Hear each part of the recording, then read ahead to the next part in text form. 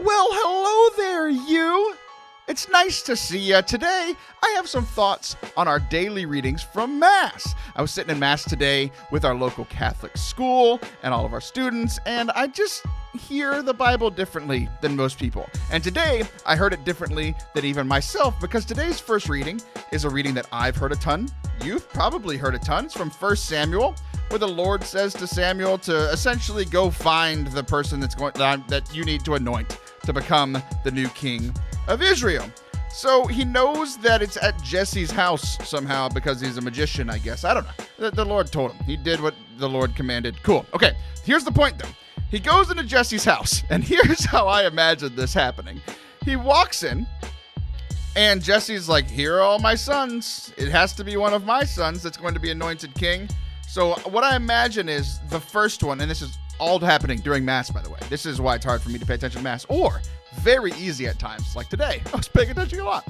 So I imagine the first son walking in all early. It's like, hello, I am fit to be king. And then the prophet of the Lord says, the Lord has not chosen this one. Like, how soul-crushing to be standing there and someone tells you, the prophet, like the leader, like this is like your priest or the bishop or the pope, like you meet Pope Francis and he's like, the Lord hasn't chosen you. You're not special. That's hurtful. So here's what I imagine the second brother, because he walks in too next. I imagine him coming in very opposite of his brother, very humble, like, if the Lord has chosen me, then I will serve and I will do everything for the Lord. And immediately the prophet cuts him off. He's like, nope, Lord hasn't chosen this one either. It's absolutely ridiculous. And then one of my favorite parts of the story is that the prophet asks Jesse, the dad, do you have any other sons here? Which, after he just told everybody that all of this man's sons were not chosen by the Lord, what if his answer was no?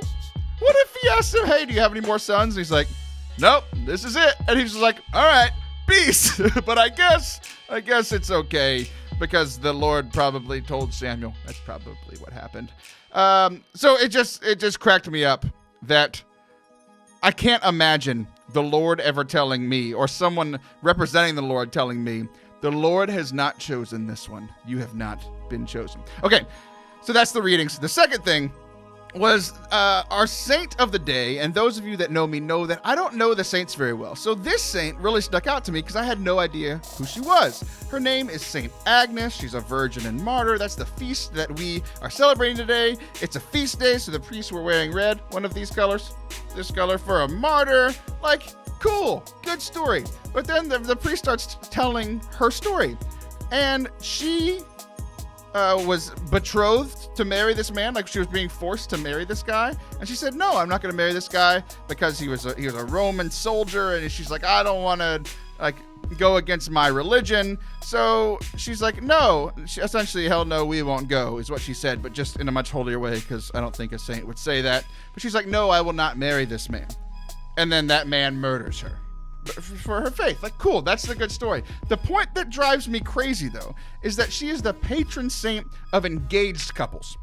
I'm just going to let you think about that for a moment.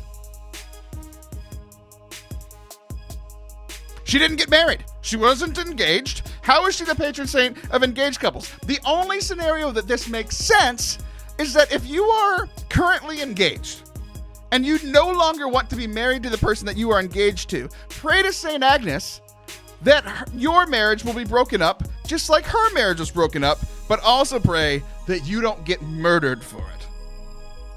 This has been a message from your good friend Taylor.